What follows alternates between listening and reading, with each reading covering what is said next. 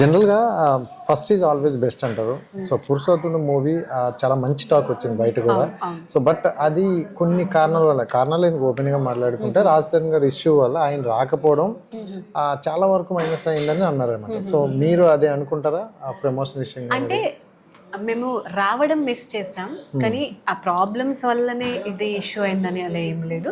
కొన్ని హీరోతో మనం ఫిల్మ్ చేసిన తర్వాత హీరో మన పక్కన ఉండి ప్రమోషన్ చేస్తే బాగుంటుంది, కానీ కొన్ని ప్రాబ్లమ్స్ వల్ల రాలేకపోయారు. బట్ అలా ఏం లేదు, కొన్ని లక్ కూడా ఉంటుంది. 100 మెంబర్స్ లక్, అందులో ఒక్కరిదైనా లక్ ఉండాలి. మేబీ అది వర్కౌట్ అవ్వలేదు అనుకుంటా, కానీ ఫిల్మ్ టాక్ అయితే ఎండ్ దాకా బాగుంది. అండ్ టిల్ ఇప్పుడు కూడా నాకు పురుషోత్తముడు ఫిల్మ్ వల్లనే గుర్తుపడతారు, ఎయిర్పోర్ట్ పైన గుర్తుపడతారు. సో ఆ ఫిల్మ్ అయితే నా గురించి బ్లెస్డ్. బట్ ఆ టైంలో ప్రమోషన్ అంటే మీరును అండ్ డైరెక్టర్ గారు ఎక్కువ బాధ్యతలు చేశారు. తీసుకున్నారు. హీరో ఉంటే చాలా బాగుండేది, ఇంకా బాగుండేది. But on camera off camera Raj Tarun గారు ఎలా ఉండేవాళ్ళు? ఎందుకంటే అప్పటికే మంచి హిట్లతో కంటిన్యూ వెళ్తున్నారు.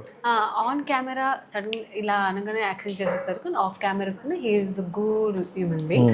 నా బెస్ట్ ఫ్రెండ్, మంచి ఫ్రెండ్. మేము మాట్లాడుతూ ఉంటాం మధ్యలో ఇలా ఇలా అలా ఇలా జరిగింది అలా జరిగిందని. బట్ చాలా మంచి ఫ్రెండ్.